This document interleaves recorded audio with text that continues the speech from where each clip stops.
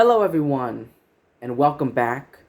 So there has been a couple of movies that I binged watched that I did not had a chance to see in theaters, and I binged watched them this week. I spent an entire week binge watching all the movies that I did not see in theaters. I collected them all, and I was thinking to myself, instead of doing, separate reviews of on these movies, I'll just collect them all and put them all in this one movie. So here we go. The first movie is Missing, and it is a standalone sequel to Searching that came out in 2018, which stars John Cho. And this movie stars Storm Reed along with other talented actors. Its plot follows June Allen, a teenager who tries to find her missing mother after she disappears on vacation in Colombia with her new boyfriend. An anthology sequel to Searching was announced all the way back in 2019 with Merrick and Johnson, Will Merrick and Nick Johnson, who edited the first film, signing on to make their directorial debuts in January 2021. And yeah, and listen, let me just say something. I've never seen Searching with John Cho. I've never seen it. And then one day, one evening, I had nothing to do, and I decided to watch something, and I was interested in watching something new, and I chose Searching. And oh my god, it is fantastic, ladies and gentlemen, Searching. I'm 23 years old, alright? As I'm recording this video, I'm 23 years old, and in my 23 years of life, I have never seen a movie edited and filmed in that way, using cameras. Whether it's, I'm not talking about the cameras they use to shoot a movie. I'm talking about the cameras computer cameras and laptop cameras, tablets, and using emails and different types of communications, text messages, using social media accounts to communicate with each other. It is fantastic. And John Cho was amazing. He acted, he was so it was so heartbreaking and emotional. A father trying to find his missing daughter. I feel so bad. I feel so bad for not watching that movie in theaters. I've seen reviews of it. I've watched reviews. Excuse me. I've watched reviews of Searching on YouTube all the way back in 2018, but I never really thought much more to it until now. But yeah, and in this movie, Missing, it's kind of like the same thing. The same premise of Searching, and I guess that's one of the negatives. This movie is pretty much the same as Missing is pretty much the same as Searching. I mean, it really is. Except in Searching, it's a father and an adult trying to find his teenage daughter, their kid. This one, it's the opposite. It's a kid looking for their it's a child looking for their parent. So it's the other way around, but pretty much follows the same guidelines and everything as Searching. So yeah, but the plot twist. I was watching this movie and I was like, this feels so much the same as Searching. And then the twist at the end, which I was not expecting, I was unable to predict, and it blew me away. And Storm Reed is amazing. She's so amazing as in this movie. But I feel like the acting in Searching, no offense to Storm Reed or any of the actors in this movie, I'm sure they worked really hard. I really do believe they worked really hard to make this, to act in this movie. But I felt like the acting in Searching was much more, was highly better performed in that movie. So yeah, yeah. I can't really think. So yeah, that is my review for Missing. It's really good. Not as great as Searching, because Searching is very unique, but yeah, definitely check out Missing. So the next movie on my list is Creed 3. Now, I did a review or a basic one, my brief thoughts, brief thoughts on all of the, you know, Creed and all these wacky films in my community tab, which you can check over there. Um, but yeah, Creed 3, it's produced and stars Michael B. Jordan in his directorial debut. Um, and it's the third film in the Creed film series, and the ninth in the whole Wacky film series, I believe. Tessa Thompson is back. Excuse me. Starring also Jonathan Majors, and in this film, the accomplished and recently retired boxer Adonis Creed, played by Michael B. Jordan, comes face to face with his childhood friend and former boxing protege Damian Anderson, played by Jonathan Majors. All right. So, a third Queen was officially announced all the way back in 2019 alongside Jordan's return, but he was also confirmed to be making his directorial debut in October 2020. Pretty much all the cast members from the previous movies are, they signed back up to join this movie. And this movie, Creed 3, is the first film in the series, in the overall Rocky series, to not feature Sylvester Stallone as his character of Rocky Balboa. Although he is credited as a producer alongside Ryan Coogler, who contributed to the film's story. Now, I really wanted to see this movie back when it first came out, but stuff was, life got in my way, and I didn't had the fortunate chance to see it. I heard nothing but good things and amazing things about this movie, and yeah, and let me tell you, Creed 3, Michael B. Jordan, oh my God, him going from acting to directing for the very first time, he did a great job. He did a fabulous job directing this movie. And, the fighting, the boxing in this movie is very brutal, and it's very brutal, and you can feel the punches being swinged, when these boxers are swinging, when these characters are swinging at each other in the ring, and it's amazing. Jonathan Majors is amazing, is extraordinary as the antagonist of this film, and you really feel the friendship and the conflict that spirals down to like a rivalry throughout this movie, with the relationship between Adonis and Damian. And I really love how this movie is not really focused. Maybe this is the first time, or maybe I'm not really paying attention that much, but this film feels like it's more focused on the characters rather than like the whole boxing, concept. And I love it. I loved it so much. So yeah, it's been a while since since I rewatched the Creed movies. So can anyone in the comment section below explain to me, please, why the Michael B. Jordan or Adonis's child, their kid, is deaf? Is there a reason why she's deaf? His daughter's deaf? I'm not really sure about that. But anyway, yeah, this movie, I mean, when it comes, it's not perfect. I mean, what do you expect? All these Rocky movies and Creed movies, they all feel the same. Just introducing the protagonist and antagonist, and then having like a montage of them, a training montage, and then all leading up to the finale, and it pays off. It pays off, and the same thing applies here. You guys know it. There's a training montage, and it all builds up. Pretty much all these films feel the same.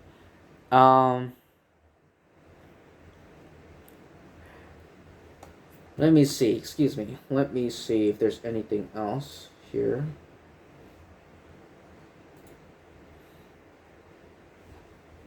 I heard. Oh, by the way, yes, I did look it up. That Michael B. Jordan has cited anime series such as Megalobox, Naruto, and Dragon Ball Z, among of other animes as heavy influences for the fight choreography. And I felt, and that's funny because and that's funny because that's I felt a little bit of it when they were actually when they were fighting. It kind of felt like that. But yeah, Michael B. Jordan did a great job in this movie. Now, next on my list is 65, which is a science fiction action thriller film which stars Adam Driver and Ariana Greenblatt. Is if I hopefully I pronounced her last name right, but I just looked it up. She played young Gamora. Ariana played young Gamora in a flashback in Avengers Infinity War when Gamora on her home planet, she was lost. She was looking for her mother on her planet, and then Thanos found her. You guys know this what I'm talking about. So it stars the two of them, and in the film, a pilot, Adam Driver, crashes on an unknown planet, which turns out to be Earth during the Cretaceous period, and fights to survive the dangerous prehistoric environment. Now, this movie, I know nothing about this movie. I heard nothing. There was no buzz about this movie. I heard nothing about this movie, except I saw the trailer for it when I was watching like another movie. I don't know if it's John Wick or something else, but anyway, I saw this movie and I saw the trailer for this movie when the movie theater was playing the previews, and I'm like, what the hell is this? And okay, this movie has gotten a lot of mixed reviews, more negative, a little bit more negative than positive. And let me tell you, I don't think this movie is awful. I don't think this movie is hot garbage. But I will say this: Adam Driver is extraordinary. This man, you can put Adam Driver in a shitty, horrible dumpster fire movie, and he will be the shine, and he will shine in that movie. He will shine in that movie, but and the same goes here. Adam Driver is amazing. I gotta give him credit. He really is trying his best. Acting in this, very bleak, dim movie. So yeah, and I felt very little connection between, not enough, not little, but I should say, I felt there wasn't enough connection between Adam Driver's Adam's character and Ariana's character. I guess they're going for like a father and daughter relationship, but yeah. The tone, I will say this, the negatives, I felt like the tone and the script, the story were very bleak. Like I said, very bleak, very modern, something I've seen before. I will say this. I will say this. The movie did give me a lot of Ridley Scott, alien vibe, especially Alien Covenant. That movie.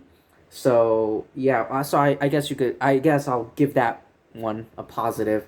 But yeah, I didn't know that Sam Raimi, produced this movie. Um, his production company made produced this movie. But yeah, that's that I was like, oh, that's awesome. That's awesome. So even though this movie is bleak and mediocre and modern, Adam Driver, he tried. I'll give him that. He tried. So moving on with the list is Dungeons and Dragons: Honor among thieves. This movie, my friends were talking about this when we got out of watching. I think it was John Wick. Yeah, it was John Wick Chapter 4. You know, this movie came out, I think, a week after John Wick Chapter 4, and we walked out of the theater. We saw the posters for Dungeons and Dragons, and they were all my friends and their friends were talking about it. We're talking about getting their friends who played the game.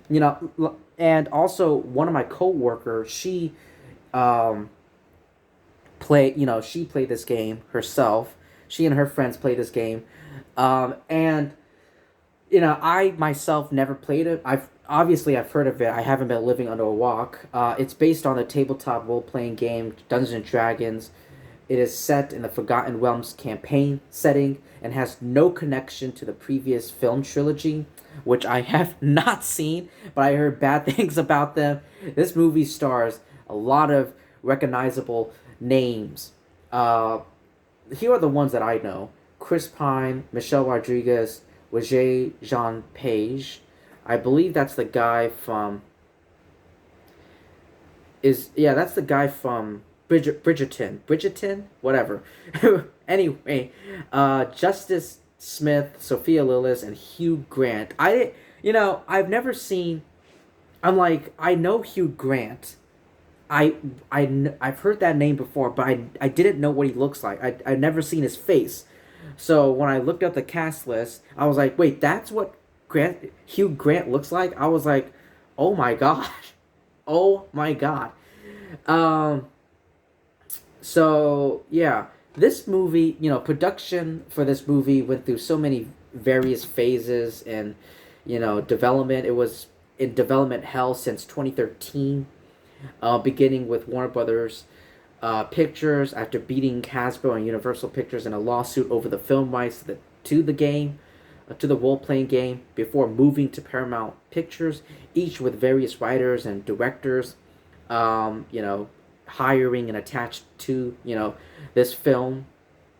And this movie is one of the movies that I really wanted to see in theaters, and this movie is really good. I will say this: it's a little bit light-hearted with the comedy, and speaking of the comedy, I will say this about the comedy: I thought the actors did a great job with the comedy, but I felt like the comedy was like, I don't know, something was lacking with the comedy. I don't think the comedy, the jokes landed. I don't think the jokes landed properly, but they were very well spoken out. If that makes any sense with what I just said. But yeah. But I did think that the movie did a really great job. Like, if you play the games, and if it will feel very similar and familiar with the game, with the game, like you have these group of characters going from one place to another, A to B to C, the settings, different locations and settings, meeting new characters, going back to different, it kind of feels like a game, even though like I said, I've never played the Dungeons and Dragons games, but it definitely felt like a game going from one place to another, doesn't it? I'm sure people like me who haven't played the Dungeons and Dragons game will have a good time playing it. But I'm sure people who are hardcore fans, huge fans of Dungeons and Dragons will have a better time, a very pleasant and pleasurable time playing, watching this movie. I will say this: not all of the characters were relatable that I was able to attach to. I can't think of, not all the characters were very, connectable or relatable, if that makes any sense. I did feel like the movie felt really long. I felt like the movie was too long. Like it just kept going on and on and on and on, and I won't lie, like I didn't say it out loud, but I was thinking in my mind, in my head, how long is this movie? Because it's still playing, it's still going, and then it and then it finally ended, which is not a bad thing. Let me just say that. But I was like, this movie is really long. But yeah, I felt like the movie could have been cut down a bit. Could have been shaven off. Maybe, I don't know, like 15, 30 minutes. But yeah. And also the villains of this movie. I don't know if they're villains from the game themselves, or, they're, they're, their species, are, I'm sure, or their species or whatever, but the villains and the, Hugh Grant, did a, I'm sure he had a fun time, but it was so obvious for me. It was so obvious that he was the villain, like, or the antagonist of this movie. Yeah, but Hugh Grant and this other woman in this other woman sorceress. I felt like they were very bad antagonists and villains. I'm sure, like, I don't know if they're based on anything. I'm sure they are. I don't know. I don't know. I don't know because I've never played the games themselves. But yeah, so that's pretty much all I have to say with Dungeons and Dragons. Chris Pine is excellent. Is excellent in this movie, and I am very happy that Regé Jean Page, hopefully I pronounce his name, is acting and is continuing acting and getting more roles. Everyone knows him from Bridgerton on Netflix, which I thought he was extraordinary. I did see that, by the way. I did see Bridgerton, but yeah. Anyway, moving on is Evil Dead Rise. Now, I have never seen any of the Evil Dead any of the Evil Dead movies. So at the beginning of this week, I sat down and I watched them. I binge watched all of the Evil Dead movies because there weren't like a lot. There's only like 4 movies in the Evil Dead the whole Evil Dead film series, this whole franchise. You got the Evil Dead, and then Evil Dead 2, The Army of Darkness, and then the 2013 reboot or remake, whatever, sequel, requel, whatever, of the whole, of Evil Dead. So yeah, I do know. So here's what I do know about, the thing about Evil Dead is that so many people have already seen the film, and they've been making so many references and homages and all that with the franchise and everything. I do know Bruce Campbell plays Ash Williams. Even though I haven't watched the movies, I have read Marvel versus no, excuse me, blah, blah, blah. I have read Marvel Zombies. Now, I think Ash Williams, I do know Ash Williams does pop up in the Marvel Zombies comic books, and which was an awesome idea, an amazing concept and crossover, So yeah, I did sat down and oh my god. I do think I do think the special effects, and not all of them, but some of the special effects look very much like obviously outdated and not very cheesy and all that. Very cheesy, but hey, it's better than the CGI that we have nowadays in like modern movies. I love how back then they used like practical effects and makeup and all that for all these demons and all these creatures, and I did like that. So the first two Evil Dead movies I loved. Army of Darkness, even though I was entertained by it, let's put it that way, I did feel like it was more campier and more cartoonish than the past two, because like the first two Evil Dead movies were very horror and scary, and the third Army of Darkness was like campy and cartoonish and like what the hell. Like, and I heard that Sam Raimi and the studio were fighting over, and which explains we're fighting over that movie, which explains the tonal inconsistency with that film. But yeah, and then you got the 2013 Evil Dead, which even though it wasn't great, I had a good time with watching that movie. So yeah, the 2013 one, and now I've seen Evil Dead Rise, and now I'm watching Ash versus Evil Dead. As of now, as I'm recording this, I'm watching Ash versus Evil Dead. I think I'm on season 1, episode 6 right now. So yeah, I'm having a great time. I think maybe for Halloween I might dress up as Ash Williams. Who knows?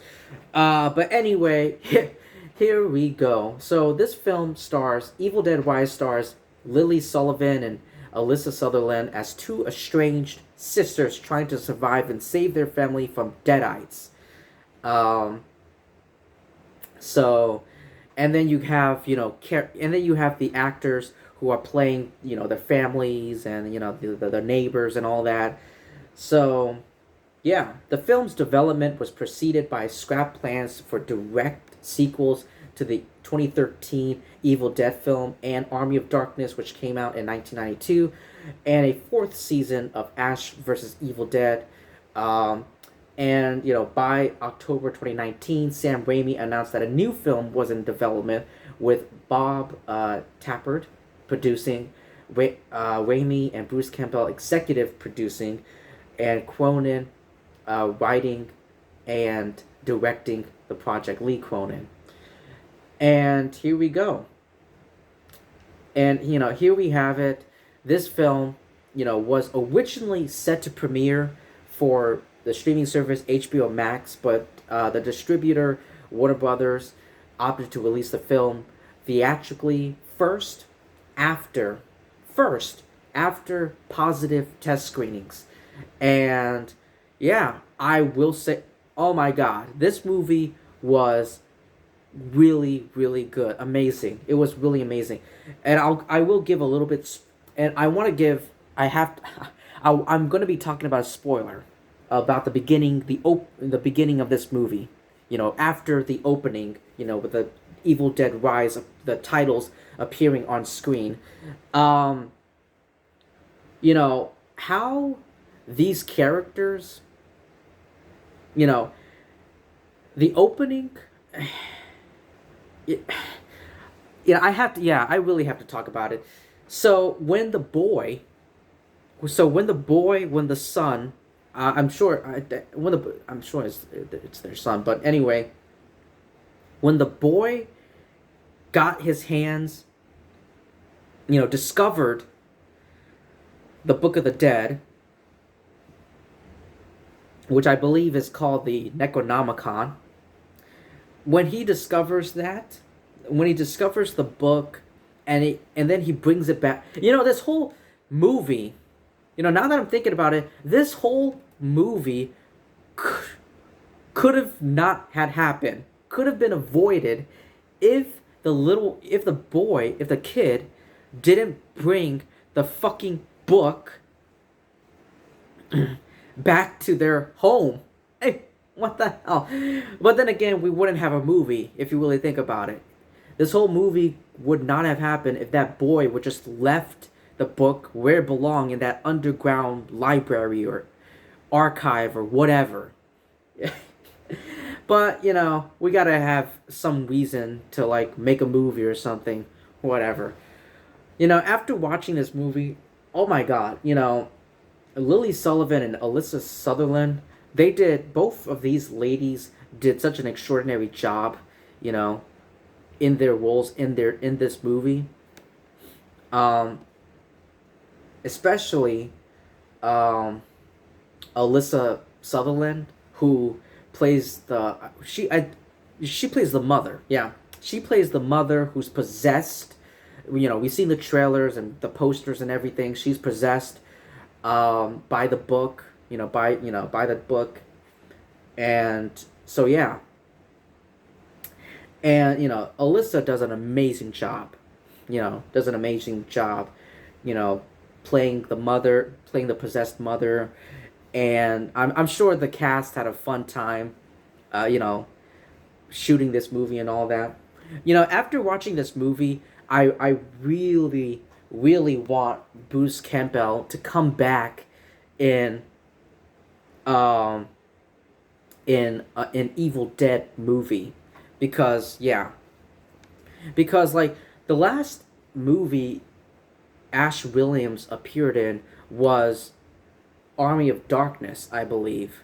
I mean, technically, he came back in the post-credit scene um, for um, one of the post-credit scenes for Evil Dead, the 2013 film. But that was a post-credit scene. He wasn't like officially in the movie, like in the actual movie. He was in a post-credit scene that lasted like 5 seconds. So I don't really count that. So I guess what, I guess all this time he's been, you know, this TV show.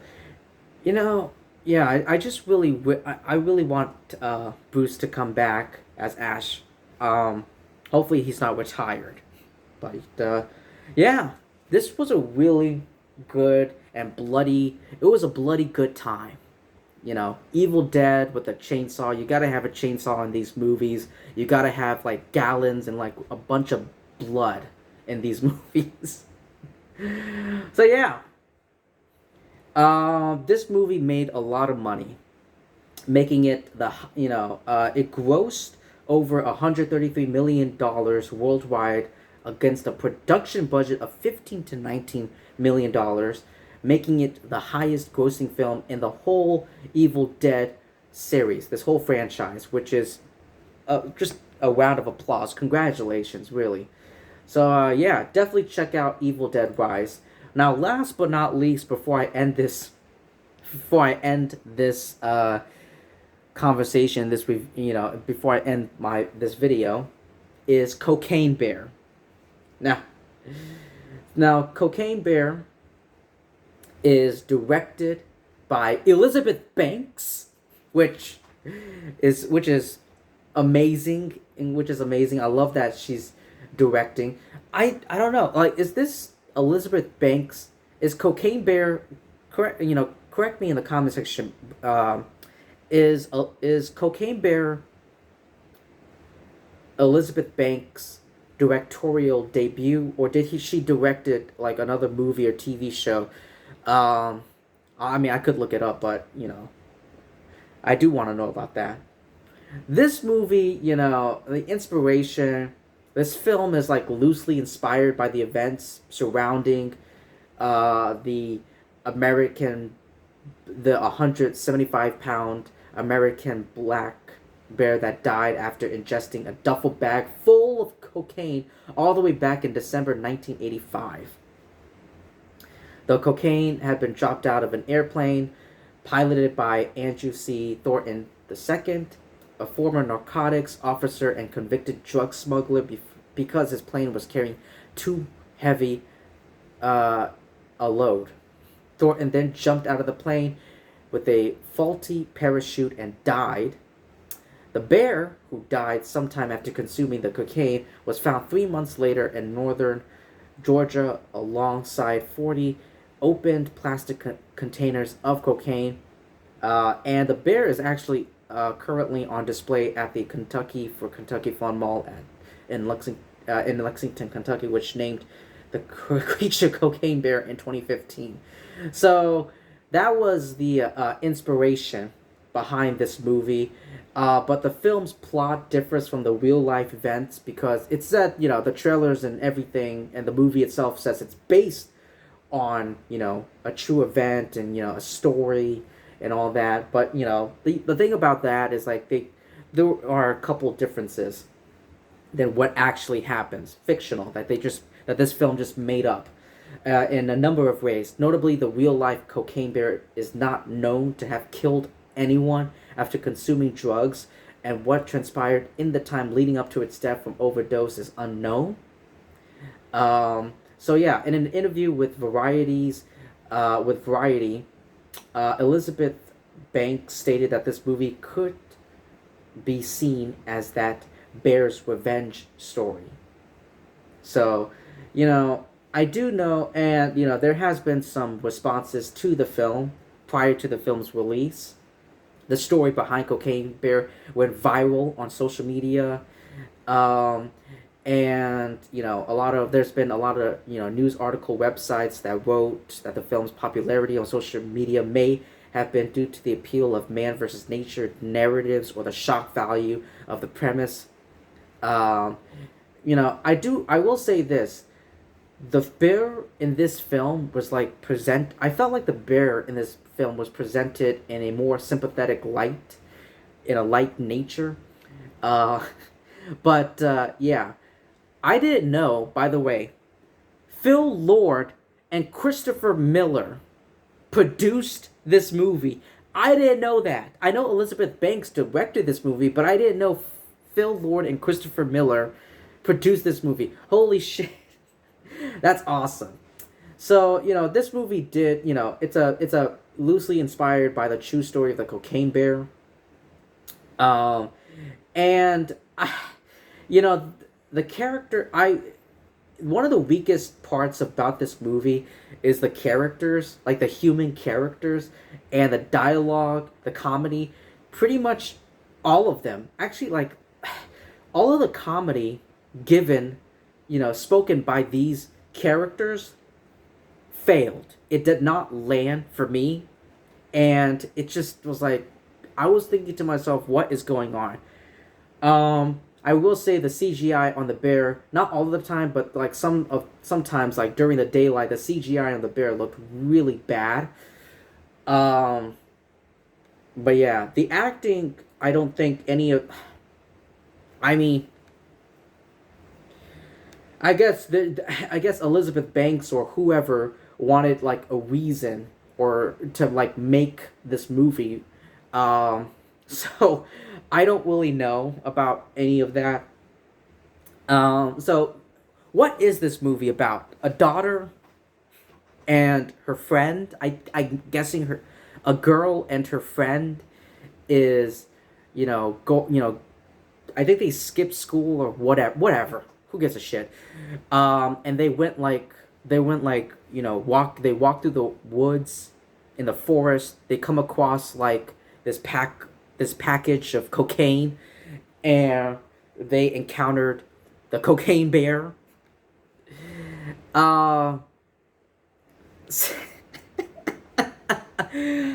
and then the daughter, no, the mother of the daughter, the mother's looking for her daughter, and she's like, she is talking, she gets help from like a park ranger, to go looking for their children, go looking for their children. I mean, that's the story behind, besides the actual cocaine bear.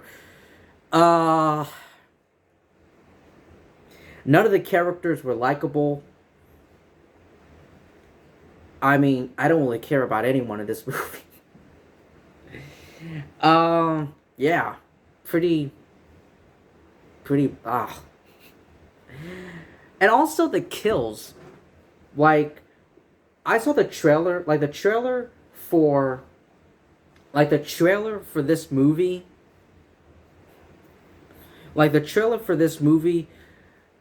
it looked like, we're gonna get there's gonna be a lot of blood and gore and guts in this movie. I feel like that's the only reason why people wants to see this movie. No one cares about like the story. No one. I'm sure people who went and saw this in theaters didn't went in and because they loved the story behind the cocaine bear. They went into this movie because of the trailers, because what the trailers was teasing and was hinting at.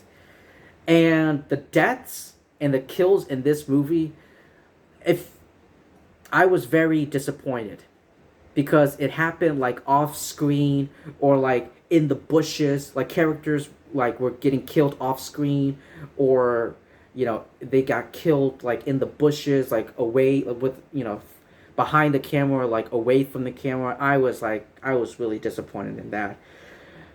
But yeah, yeah. Cocaine Bear. Well, yeah. But anyway, that's pretty much all I have to say.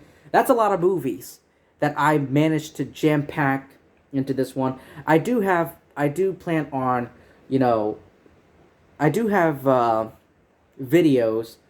My video for my review for Fast X and my video for John Wick, the franchise, my thoughts on the franchise, have all been completed, so I'll release that shortly. Those videos I'll shortly release on my YouTube channel later. But yeah, if you've seen any of these movies, Missing, Creed 365, Dungeons and Dragons, Evil Dead, Cocaine Bear, I think that's all of them. Let me know what you thought about any of these movies. Go ahead, spoil the shit out of these movies. Because they've already been out. So yeah, definitely let me know what you thought about it in the comment section below. Thank you so much for taking the time to listen to my reviews for all of these movies. I had a great time. Thank you for staying around. Please like, comment, subscribe. Do all that great stuff, ladies and gentlemen, and I will see you in my next video.